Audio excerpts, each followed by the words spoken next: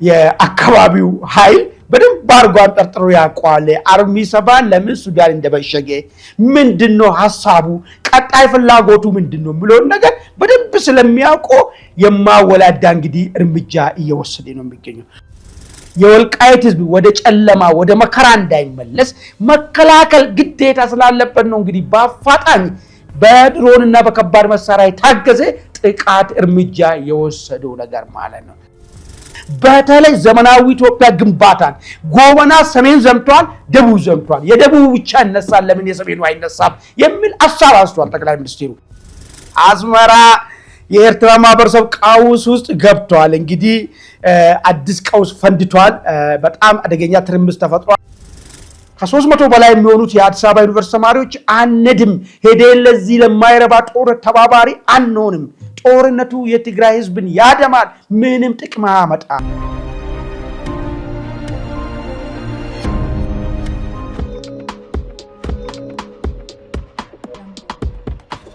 ሰላም ጤና ይስጥልን ውድ የኢትዮ ውይይት ልዩ ዕለታዊ ዝግጅት አድማጭ ተመልካቾች፣ ይህ ልዩ የተሰኘው ዕለታዊ ዝግጅቴ ነው። በዛሬው ልዩ ዕለታዊ ዝግጅት በወልቃይት ላይ የተከፈተውን ዘመቻ ጦርነቱ ማለዳ ላይ ጀመረ፣ እስካሁን ድረስ እየቀጠለ ነው። ምንድነው በሸሪና በኩል እየተደረገ ያለው የሚለውን ሰፋ ባለ መረጃ ይዣለሁ። እንደዚሁም የሀገሪቱ ጠቅላይ ሚኒስትር ዶክተር አብይ አህመድ የኦሮሞና የአማራ ህዝብ ከማዕከለኛው ዘመን ታሪክ ጀምሮ የተጣመሩና በጋራ አገር የገነቡ የተጋመዱ ህዝቦች ናቸው ሲሉ አዲስ ትርክት አስተዋወቁ።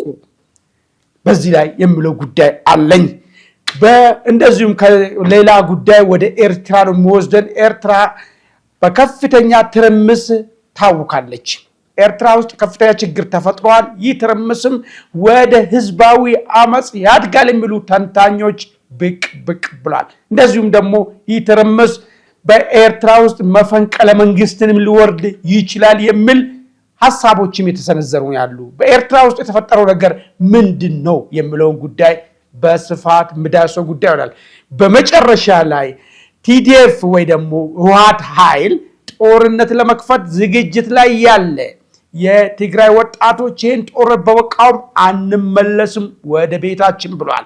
አንተባበርም ከዚህ ከተዋጊ ኃይል ጋር ሲሉ በይፋ ጠየቁ። ምንድነው የተፈጠረው? የትግራይ ተማሪዎች ምን እያሉ ነው? እሱንም ብሎ ነገር ይሆናል። ለሚቀጥሉ ግማሽ ሰዓታት ቆይታ ማደርገው እኔ አማኑኤል መንግስቱ ነኝ። እናንተም ኢትዮ ውይይትን ሰብስክራይብ እያደረጋችሁ ውይይቱ ደግሞ ለሌሎች ተደራሽ እንዲሆን ሼር፣ ላይክ እያደረጋችሁ አብራችሁ ቆይታ እንድታደርጉ እየጠየቁ ቀጥታ ወደ መጀመሪያ ሐሳቤ ይሻገራለሁ ማለት ነው። የመጀመሪያ ሐሳብ እንግዲህ ከወደ ወልቃይት አካባቢ የተሰማ አደገኛ ጦርነት ነው። እንግዲህ በተለያየ ጊዜ ስንገልጽ እንደነበረ ከዚህ በፊት ማይካድራ የሚባለው ቦታ ላይ ጭፍጨፋ ፈጽሞ ወደ ሱዳን የሸሸው ራሱን አርሚ 7 ብሎ የሚጠራው ኃይል አሁን ከምንም ጊዜ በላይ ራሱን አደራጅቶ በሱዳን ውስጣዊ ጉዳይ ውስጥ በመሳተፍ ከአልቡራን ጋር ተሰልፎ ጀነራል ዳጋሎ ነው ያሜቲን ስወጋ እንደነበረ ስንገልጽ ነበር። እስከ ኮርዶፋ እስከ ብሉ ናይል ድረስ ሄዶ ጦርነቶችን ሲያካሂድ እንደነበረ ኢትዮጵያ ድንበር ቤኒሻንጉል አካባቢ ድረስ ሄዶ በሁለቱ ጀነራሎች መካከል በሚደረገው ጦርነት ውስጥ አልቡራንን ደግፎ ጦርነት ሲያካሂድ እንደነበረ የሚታወቅ ነው። እኛም ስንገልጽ ነበር። ይህ ቅጥረኛ ጦር ትናንት ማለዳ 12 ሰዓት ጀምሮ በሸረሪና በኩል በአረት ላይ ጦርነት መክፈቱን ምንጮች ከአካባቢ ገልጾልናል። ይሄ ጦርነት ዝም ብሎ ተራ ትንኮሳ ሳይሆን በመድፍና በከባድ መሳሪያ የታጀበ ጥቃትን መክፈቱ ነው እንግዲህ የተሰማው። በዚህ ጦርነት አርሚ 7 የሚባለው ብቻ ሳይሆን የሱዳን ወታደሮች መለያቸውን ሳይቀይሩ በይፋ በለበሱት ሚሊተሪ ኢትዮጵያን ለማድማት ከዚህ ኃይል ጋር ተሰልፎ ቀጥታ የወልቃይትን ድንበር ሰብሮ ለመግባት ከፍተኛ ግብ ማድረጋቸውንም የአካባቢ ምንጮች ይነግሩናል። እንግዲህ ጉዳዩ ለምንድነው በዚህ አካባቢ አሁን አርሚ 7 የሚባለው በተለያየ እንግዲህ ስዝቱ የነበረው በራያ በኩል ጦርነት እንደሚጀምሩ ነው በማይጸበሬ በኩል ጦርነት እንደሚጀምሩ ነው የተለያየ ስዝቱ ነበር አሁን ግን ያደረጉት በሱዳን በኩል አርሚ 7 በሚባለው በኩል ነው ለምንድነው በሱዳን በኩል ሰብሮ መግባት የፈለጉት አንድ ጥያቄ እናነሳለን ይሄ በሱዳን በኩል የተደረገው ጥቃት ትንኮሳ ነው ወይስ የጦርነቱን ግንባር በዛ በኩል ለማድረግ ታስቦ ነው የሚል ነገርም እናነሳለን ቀጣይ ግንባሮችስ የት አካባቢ ሊሆኑ ይችላሉ መንግስትስ ምንድነው ያደረገ ምንስ ማድረግ አለበት የሚለውን ነገር በስፋት ለማንሳት ሞክራለሁ እንግዲህ ከዚህ በፊት ኮሄረንት እንዲሆንልን ውይይታችን ከዚህ በፊት እኔ አንድ ነገር አንስቼ ነበር ቲፒኤልኤፍ ዘመቻ ሊጀምር የሚችለው በሱዳን በኩል ባለው ጦር እሱን ይሞክራል ለሚለው ነገር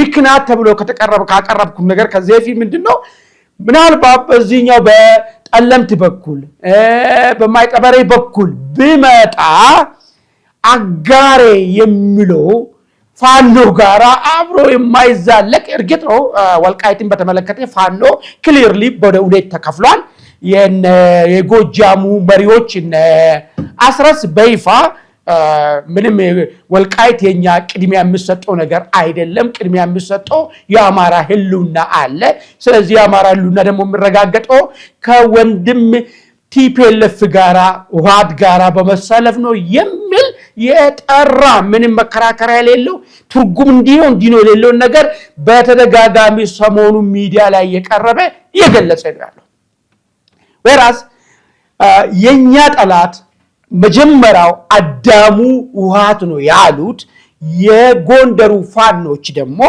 እኛ ከዋት ጋር የምንተባበርበት አንድች ነገር የለም ዋት የመጀመሪያ ጠላታችን ነው ብልጽግና ከዋት በተማረው ነገር ዋት ያስተማረውን ነገር ይዞ መቀጠል ሁለተኛ ጠላታችን ነው የሚል የጠላት ደረጃ አስቀምጠዋል ማለት ነው ስለዚህ አሁን በዚህ በጠለምት በኩል ከርኔ በዚህ በማይጸበሬ በኩል በተለመደ ወልቃይት ሰብሬን ለመግባብን ሞከር እነዚህ የተባበሩን ፋኖች ማለት የነዘመነ ፋኖች ህዝባዊ ድጋፍ ሊያጡ ይችላሉ ህዝቡ ሆ ብሎ ሊዘምትባቸው ይችላል ስለዚህ ያለን አማራጭ ምንድነው በሱዳን በኩል ልክ የሱዳን ጦር ሱዳንና ኢትዮጵያ ጦርነት አስመስለን በዛ በኩል ሰብሬን እንገባለን የሚል ግምት ይዞ ነው እንግዲህ ለዚህም ነው የሱዳን ጦር መለዮንም ሳይለውጥ በግንባር ቀደምነት በዚህ በአርሚ 7 ትንኮሳ ውስጥ በትክክል ተሳትፈዋል ማለት ነው ይሄ ተፈለገበት ምክንያቱ ከሱዳን ጋር አደረገ ምናልባት በመሬት ይገባኝ ያደረገ ጦርነት ለማስመሰልና አማራን ለማምታታት የተደረገ ስትራቴጂ ነው ነገር ግን የአካባቢው ኃይል በደንብ አርጓን ጠርጥሮ ያቋለ አርሚ 7 ለምን ሱዳን እንደበሸገ ምንድነው ሐሳቡ ቀጣይ ፍላጎቱ ምንድነው ብለው ነገር በደንብ ስለሚያውቁ የማወላዳ እንግዲህ እርምጃ እየወሰደ ነው የሚገኘው ኦኬ ከዚህ ትንኮሳው ጋር ተያይዞ የመንግስት ጦር ምንድነው ያደረገ ብለው እንግዲህ ከበድሮንና በከባድ መሳሪያ የታጀበ አደገኛ ሊባል የሚችል አይቀጡ ቅጣት እየቀጣው መሆኑንም እንግዲህ መረጃዎች ከአካባቢ ወጡ መረጃዎች እየገለጹ ነው ያሉት እንዳውም የነሱ ሰዎች ምን ብሎ ነው ነገሩን ናሬት ማድረግ የፈለጉት መንግስት በድሮንና በከባድ መሳሪያ ታገዘ አርሚ 7 ላይ ጥቃት ከፈተ ምን ነገር ነው ያለሱት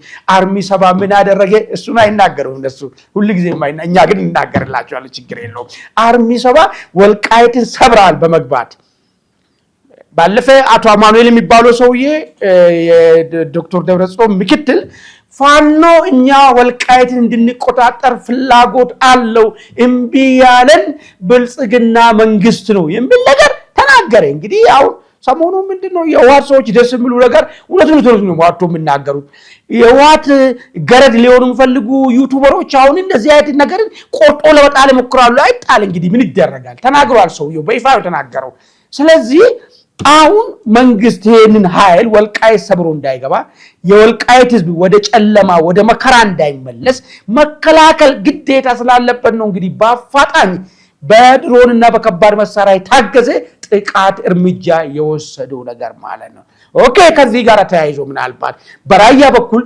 ጦርነት ሊከፈት እንደሚችል ከወዲሁ አንዳንድ እንቅስቃሴዎች እንዳሉ መረጃዎች ደርሶናል። ራያ ግንባር አካባቢ ጦር ወደፊት ማስጠጋት አለ። አንዳንድ ትንኮሳዎችን ለመፈጸምም እንቅስቃሴዎች እንዳለና በሁለቱ ግንባር በወልቃይት በኩል ሰብሮ ይገባል፣ በራያ በኩል ታችን ፈሳለን፣ ከዛ መጨበጫና መያዣ እናሳጣታለን አገሪቷን የሚል እቅድ ጨርሶ ነው እነሱ አሁን ወደ ጦርነት ለመግባት እያሰቡ ያሉት። እቅድ ግን ኢትዮጵያኖች በህይወት እስካሉ ድረስ ይፈጸማል ወይስ አይፈጸምም የሚለው ጉዳይ ኢትዮጵያኖች የሚወስኑ ጉዳይ ነው የሚሆነው። እኔ ግን በእርግጠኝነት መናገር የሚችለው ነገር ሱዳንም በዚህ ደረጃ ብሳተፍም እርግጥ ነው የሱዳን አልቡርሃን መንግስት ራሱ የራሱ ጭንቅ ሁኔታ ውስጥ ስላለ ያው ነገሩን ለማስጀመር ያክል ነው እንጂ አብሮ መግፋት የሚችልበት ቁመና ላይ አይደለም። እንግዲህ ሊሞከር እንደሚችልም ሁኔታዎች እዛ አካባቢ ያሉ ሁኔታዎች አመላካች ናቸው። እንግዲህ የማይቀረው ጦርነት ወደ ቀጥታ ልንገባበት መሆኑን እንግዲህ አመላካች ነገሮች በብዛት እየታዩ ነው ያሉት። ምናልባት ምን ሊሆን ይችላል የሚለው ጉዳይ ላይ እናንተም የራሳችሁን ሐሳብ እንድትሰጡት እየጠየቅኩ ወደ ቀጥታ አጀንዳው ልሻገር። እንግዲህ ዋነኛው አጀንዳው ጠቅላይ ሚኒስትር ዶክተር አብይ አህመድ ትላንት ማታ ከአሚኮ ሚዲያ ጋር ባደረጉት ቃለ መጠይቅ ላይ የተለያየ ጉዳዮችን አንስተዋል። ኢትዮጵያና የኦሮሞና የአማራ ህዝብ ታሪክ እንዴት ነው መስተጋብሩ ምን አይነት ታሪክ ነበረው የሚለውን ነገር አንስተዋል። እንደዚሁም ደግሞ የሰኔ 15ቱን ጉዳይ አንስተዋል፣ የምርጫውን ጉዳይ አንስተዋል። ከዛ ውስጥ እስቲኛ በዋነኝነት ይሄንን ሁለት ህዝብን መስተጋብርን በተመለከተ እሳቸው ያነሱትን ትርክትን እስቲ ከሌሎች ትርክት አንፃር እናንሳና ለማየት እንሞክር። እንግዲህ ጠቅላይ ሚኒስቴሩ ያነሱት መሰረታዊ ነገር ምንድነው? ኦሮሞና አማራ የዘመናት የሀገር ግንባታ ታሪክ ያለው ህዝብ ነው፣ በጋራ ሀገር የገነባ ህዝብ ነው ምን ነገር ነው ያነሱት። እንደዚሁም ደግሞ የዘመናዊ ኢትዮጵያ ግንባታን በተመለከተ ጎበናን ሳይኖርበት የዘመናዊ ኢትዮጵያ ግንባታ ሊታሰብ አይችልም፣ ምኒልክ የሌሉበት ጎበና ሊታሰብ አይችልም በሚል ነገር ጎበናና ምኒልክ ምን ያህል ማግና ድር እንደሆኑ አርጎ አገርን ለመገንባት የሄዱበትን ርቀትንም ያነሱበት ነገር አለ። እንደዚሁም ደግሞ የአድዋን በተመለከተ አድዋ ትልቁ ዛሬ የጥቁር ሁሉ የሚኮራበት አድዋ ድልን ከባልቻ አባ ነፍሶ ከገበዮ ለይቴ ማየት አንችልም የሚል ነገር ነው ያነሱት። እና እንዳው ከዚህ ጋር ጠቅላላ አድርጎ ሊያነሱት የፈለጉት ነገር አማራና ኦሮሞ የዘመናት የታሪክ አብሮ መኖር መስተጋብር ነበረው፣ አብሮ ነው አገር የገነባው። ስለዚህ አማራና ኦሮሞ ኢትዮጵያ ውስጥ ለተፈጠሩ መልካም ነገርም የጋራ ተመስጋኝ ይሆናሉ፣ መጥፎ ነገርም ለጋራ ተጠያቂ የሚሆኑ ህዝቦች ናቸው የሚል አንድምታ ያለው ነገር አነሱ። እንግዲህ ጠቅላይ ሚኒስቴሩ የወጡት ከደቡብ ወይ ደግሞ ከደቡብ በፖለቲካ ሚኒስቴር ደቡብና ሰሜን ተብሎ የሚቀመጠው ደቡብ ናቸው። ደቡብ ውስጥ ስለ አገረ መንግስት ግንባታ፣ ስለ ስቴት ፎርሜሽን፣ ስለ ታሪክ አታይድ የምነሳው ነገር አለ። እስቲ ከምነሳው ሐሳብና የጠቅላይ ሚኒስቴሩን ትርክትን ሊወስድ እንዳው አዲስ ቤት ሊሆንም ስለሚችል ማለት ነው። በተለይ በኦሮሞ ፖለቲከኞች ዘንድ ሁለት አይነት ትርክቶች አሉ እስካሁን ድረስ። የመጀመሪያው ትርክት ምኒልክ ኦሮሚያን ወደ ኢምፓየሩ ከማጠቃለሉ በፊት ኦሮሚያ ራሷን የቻለች ግዛት ያላት አስተዳደር ያላት ወሰን ያላት ሀገር ነበረች የሚል ነው የሚነሳው። ከዛ ምኒልክ በቀኝ ግዢ ወደ ኢምፓየሩ እንድንገባ አድርጎናል። ስለዚህ መፍትሄውም ደግሞ ዲኮሎናይዜሽን ነው፣ ከዚህ ቅኝ ግዢ መውጣት ነው። ከዛ በፊት ከአቢሲኒያ ጋር ምንም አይነት መስተጋብር አልነበረንም፣ እንደ ህዝብም እንደ ጎረቤት ህዝብ እንጂ የጋራ ታሪክም የለንም ከምኒልክ ኢንኮርፖሬሽን በፊት የሚለውን ነገር ነው። ኮሎናይዜሽን ነው ብሎ እነዚህ የኛው ትርክት የሚያስቀምጡ ሰዎች የሚያስቀምጡት ይህ ትርክት በባለቤትነት እነ ፕሮፌሰር አሰፋ ጃለታ የሚያነሱት ሐሳብ ነው። በዛ ስር የሚመደቡ ብዙ ፖለቲከኞች አሉ ማለት ነው። ከዛ ደግሞ ሻል ያለ ትርክት ደግሞ ያለው ኦሮሞ በኢትዮጵያ ሀገረ መንግስት ግንባታ ውስጥ ጣምራ ታሪክ ነው ያለው የሚል ደግሞ ትርክት አለ። ጣምራ ታሪክ ደግሞ ምንድነው የሚለው? ኦሮሞ ገዢም ተገዥም ነበረ፣ ጨቋኝም ተጨቋኝም ነበረ የሚል ሐሳብ ይነሳና ጎንደሪያን ፕሬድን ያነሱና ኦሮሞዎች እስከ ጎንደር ድረስ ሄዶ ገዝቷል። የወረሼ ዳይናስቲ ይነሳና ኦሮሞ እስከዛ ድረስ ሄዶ ገዝቷል። ስለዚህ የመግዛትንም ታሪክ አለ። የመጨቆንም ታሪክ አለው ይላሉ። ይሄኛው በር ደግሞ የፕሮፌሰር መረራ ሐሳብ ነው ማለት ነው። ይሄ ነው እንግዲህ ሁለቱ ሐሳቦች ናቸው እስካሁን ድረስ ሲጫወቱ የነበሩት ማለት ይሄ እነ ፕሮፌሰር መረራ ሐሳብ። ስለዚህ ብለው መብቴ ብለው የሚያስቀምጡ ምንድነው ዲሞክራቲክ ኢትዮጵያን በመገንባት ብሔሮችን ከአደጋ መታደግ ይቻላል የሚል ነገር ነው መብቴ የሚያስቀምጠው ነገር። አሁን በሶስተኝነት ደረጃ የመጣው የጠቅላይ ሚኒስትሩ እይታ ግን ከዚህ ይለያል። የኦሮሞና ምናልባት አቢሲኒያን በሎ ኢትዮጵያን በሎ የነበረው የታሪክ ቁርኝት በዘመናዊ ኢትዮጵያ ግንባታ ብቻ ሳይሆን በዱሮ በማዕከላዊ ታሪካችን ኤድቪያል ሂስትሪ የሚባለው በዛ ዘመን ነው የሚጀምረው። የሸዋን ሱልጣኔት ያነሳሉ። የአዳልን ሱልጣኔት ያነሱትና የልብነ ድንግልን አብሮ ልብነ ድንግል ቱርክ ወረራን ምጽዋ ላይ ሲመጣ የዘመተው ልብነ ድንግል የጦር ፊልድ ማርሻሉ ኦሮሞ ነው የሚል መከራከሪያ በዚህ ካታጎሪ ውስጥ ይገባና ከዛ ዘመን ጀምሮ የነበረ መቆራኘት መስተሳሰር በተለያየ መንገድ ማህበረሰቡ አንድ ላይ ኖረ፣ አንድ ላይ አገር የገነባ ነው የሚል ሐሳብ ነው እንግዲህ ጠቅላይ ሚኒስትሩ ያነሱት ማለት ነው። ስለዚህ የመጀመሪያው ላይ የሚቀመጠው የነ ፕሮፌሰር አሰፋ ጃለታ ኦሮሞ በአገረ መንግስት ግንባታ ውስጥ ሚና አልነበረውም፣ በራሱ ተጎትቶ በዚህ ውስጥ ገባ የሚለውን ዲስኮርስ ሙሉ ለሙሉ የመታና ዲስፕሩቭ ያደረገ ነው። ለዚህም ያነሱ ነገር ምንድነው? ጎበናን ከምኒልክ ለይቶ ማየት አይቻልም። ጎበና ባይኖር ዘመናዊ ኢትዮጵያ መገንባት አይቻልም ነበር። ምኒልክና ጎበና አንድ ናቸው የሚል አዝማቹ ምኒልክ ንጉሱ ምኒልክ ቢሆኑ የዘመተው ጎበና ነው ብሎ መጨረሻ ላይ አንድ መከራከሪያ የሚሆነውና አዲስ ዲስኮርስን ጣል አድርጎ አልፏል። እሱ ምንድነው? ጎበና አሉ ወደ ሰሜን ዘምተዋል አሉ፣ ወደ ጎጃም ዘምተዋል አሉ፣ ወደ ወሎ ዘምተዋል አሉ። ግን የደቡቡ ብቻ ነው የሚነገረው። ለምንድነው የጎጃሙ የማይነገረው? መቼም እንግዲህ ሲዘመት ሰዎች ይጎዳሉ፣ ነገሮች ይፈጠራሉ፣ የተለያየ ዳሜጅ ይፈጠራል። ያንን አድርጎ ነው ሀገር የገነባው። የደቡቡ የወላይታው ብቻ ለምን ይነሳል የሚል ሐሳብን አንስቷል ጠቅላይ ሚኒስትሩ። ይሄ እንግዲህ ለታሪካት እንደዚሁም ደግሞ ለፖለቲከኞች ጥሩ መነጋገሪያ የሚሆን ጉዳይ ነው ማለት ነው። ምናልባት እሳቸው እዚህ ውስጥ ሊያነሱ ፈለጉ ነገር ጎበና እንግዲህ በዚህ ሀገር ግንባታ ውስጥ ባይዘው በጣም ያልታደለ ሰው ቢኖር ጎበና ነው። ቢሆን ኖሮ እኮ ጎበና ዘ ፋውንደር ኦፍ ኢትዮጵያ ተብሎ አደባባዮች ሁሉ የጎበና አደባባይ ነበር መሆን ነበረባቸው። አሁን አንዳንድ ሰዎች ተነስተዋል፣ ዶክተር ደቻሳ ተነስተዋል፣ አንዳንድ ፖለቲከኞችም ተነስተዋል። የጎበናን እውነት የተደበቀው እውነት እናንሳና እውነቱ እናውጣ እንከራከር የሚሉ ምሁራን እየመጡ ነው ያሉት። እሱ ሐሳብ ነው ጠቅላይ ሚኒስትሩ የጨመሩት ማለት ነው። ጎበና በተለየ ሁኔታ ሆነ እንደ ተላላኪ ሆነ እንደ እንትን ተደርጎ የሚቀርበው ነገር ትክክል አይደለም። ሁለቱም የተነጋገሩ ደግሞ በፊት የነበረው መስተጋብርን ይዞ መጥቶ ነው አገር ያቀኑት የሚል ሐሳብ ነው እንግዲህ ጠቅላይ ሚኒስትሩ ያነሱት።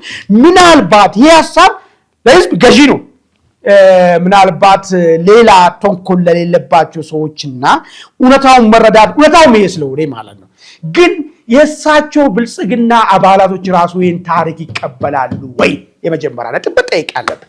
ለምን ብዙ ጊዜ ከዚህ ታሪክ ከዚህ ትርክት ያፈነገጠ ንግግር ሲነገር ስለሚሰማ ማለት ነው። እንግዲህ እሳቸው የመጨረሻ ሰው ናቸው። እሳቸው የተናገሩት ነገር የድርጅቱ አቋም ተደርጎ ይወሰዳል። በሌሎች ደግሞ ወጥቶ ከዚህ ተጻራሪ ሆነው የሚናገሩት ከራሳቸውን ያመጡት ወይ ይሄ ትርክት ገዢ ነው ወይ ብልጽግና ውስጥ ራሱ የሚል ጥያቄ ነው የምናነሳው። እንግዲህ ውድ አድማጭ ተመልካቾቻችን እናንተ እስቲ ጠቅላይ ሚኒስትሩ ታሪክን በተመለከተ ያነሱ ጉዳይን በተመለከተ በተለይ ዘመናዊ ኢትዮጵያ ግንባታን ጎበና ሰሜን ዘምቷል፣ ደቡብ ዘምቷል፣ የደቡብ ብቻ ይነሳል ለምን የሰሜኑ አይነሳም የሚል ሐሳብ አንስቷል ጠቅላይ ሚኒስትሩ። ይሄ ምንድነው የሚለው በዚህ ጉዳይ ላይ እስቲ የየራሳችሁን እስቲ ሐሳብን እስቲ ስጡን። እስቲ ወደሚቀጥለው አጀንዳ ከመሻገር በፊት እንግዲህ እንደተለመደው ኢትዮ ውይይትን ሰብስክራይብ አድርጉ። ይሄ ውይይት ለሌሎች ተደራሽ እንዲሆን ላይክ ሼር አድርጉ።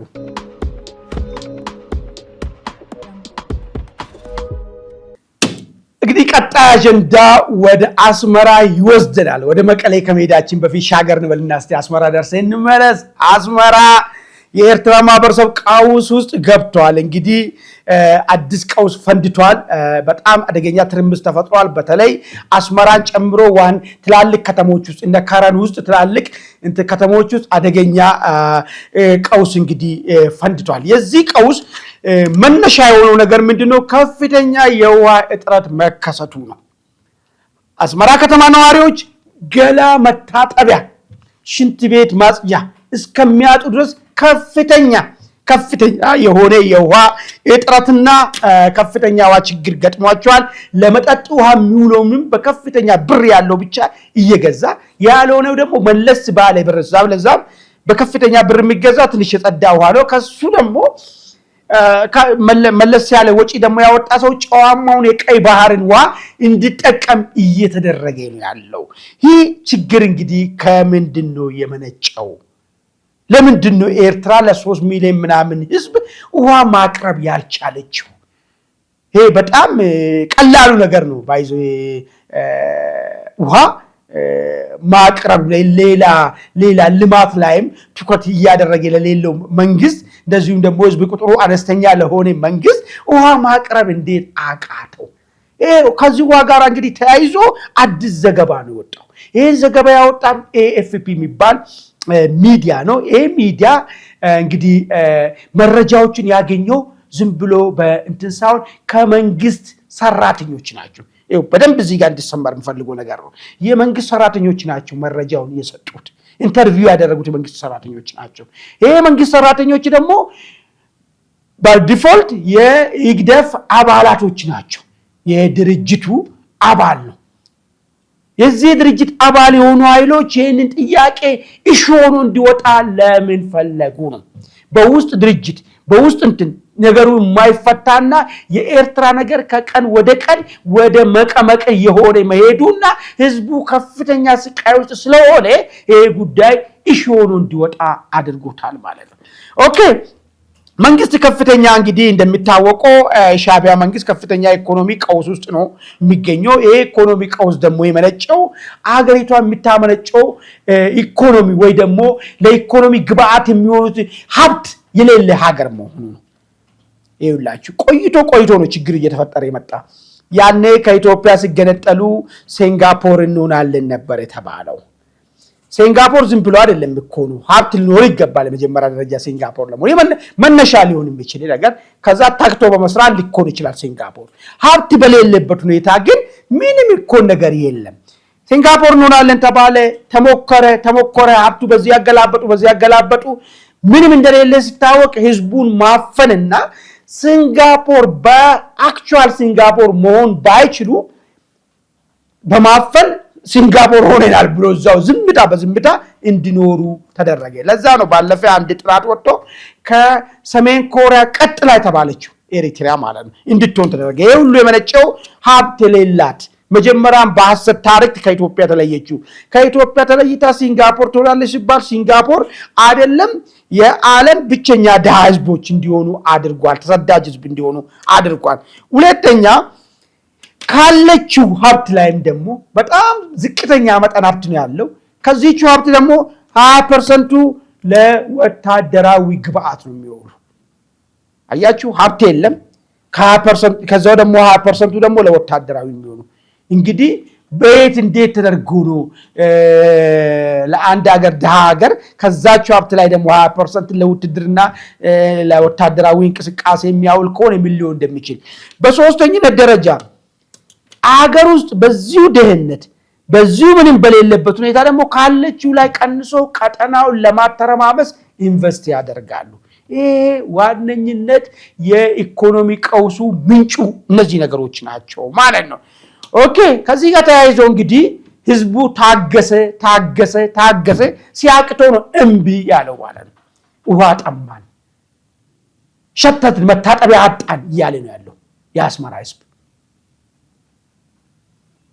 ምናልባት እንዳም ዘገባው ላይ የተቀመጠ ነገር ሽንት ቤቱ እንኳን የቤተሰብ አባል አንድ ጊዜ ተሰብስቦ እንዲጠቀም ውሃውን የሚጨምሩ ስለሌለ ከዛ ከሸተተ በኋላ ሁሉም ተጠቅሞ ከጨረሰ በኋላ ውሃ እንዴት ይደረጋል?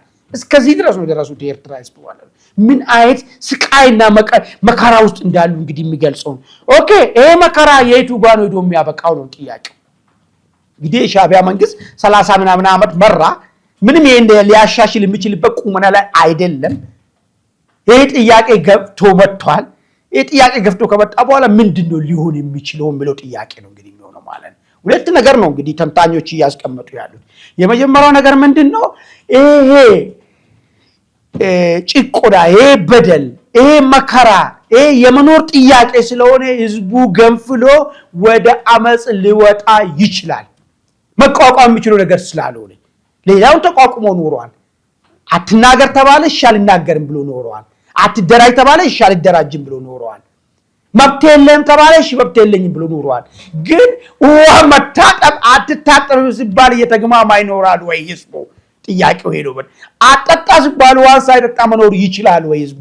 ስለዚህ ወደ አመጽ የመሄድ እድሉ ሰፊ ነው የተባለለት አንዱ ሐሳቤ ነው። ሁለተኛው ግን ምንድነው የተነሳ ያለው?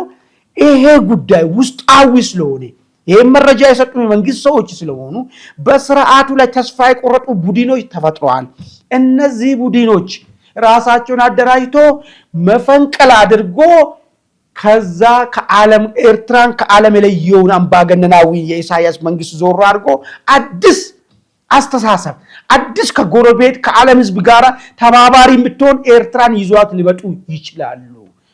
በዛ መንገድ ለመፍታት ችግሩ ለመፍታት ለውጥን ሊያመጡ ይችላሉ የሚልም ትንተና የተቀመጠ ነው ያለው። በሶስተኛ ደረጃ የተቀመጠው ትንተና ግን ምንድነው? በቃ እንደተለመደ ኤርትራ ህዝብ አትብላም ተብሎ አትናገርም ተብሎ ዝም ብሏል። አትታጠብም ተጠማም ትባል እንግዲህ ዝም ብሎ እስኪሞት ድረስ ዝም ሊል ይችላል የሚል ሐሳብ ያቀረበው አለ። ይሄ ግን ተፈጥሯዊ ስላልሆነ ብዙም ተቀባይነት ሊያገኙ አይችልም። አሁን በኤርትራ ውስጥ የተፈጠረው ችግር ሪሊ ወደ መንግስት ለውጥ ሊያመጣ ይችላል ወይ? ሪሊ ወደ መንግስቱ ተገዶ ወደ ሪፎርም እንዲያደርግ ያደርጋል ወይ? ወይስ የኢሳያስን መንግስት ስርዓት ለአንድና ለመጨረሻ ሊቀብረው ይችላል ወይ? እንግዲህ የምናየው ነገር ይሆናል። እናንተም ውድ አድማጭ ተመልካቾች ይሄ በኤርትራ ውስጥ የተፈጠረው ነገር ትርምሱን፣ ቀውሱ ወዴት ሊያመራ ይችላል የሚለው ጉዳይ ላይ የየራሳችሁን ሐሳብ እንድትሰጡኝ ጠይቃለሁ።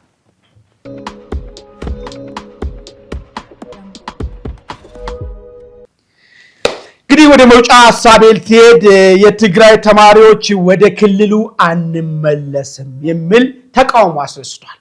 እንግዲህ በአዲስ አበባ ዩኒቨርሲቲ እየተማሩ ያሉ ተማሪዎች የትምህርት ጊዜያቸውን ጨርሶ ወደ ክልሉ እንደማንኛውም ተማሪ ወደ የቤታቸው እንዲሄዱ እንዲበተኑ ጠየቁ። አንድም የሚል አቋም ይዘዋል። ምንድነው አንድም ማለት?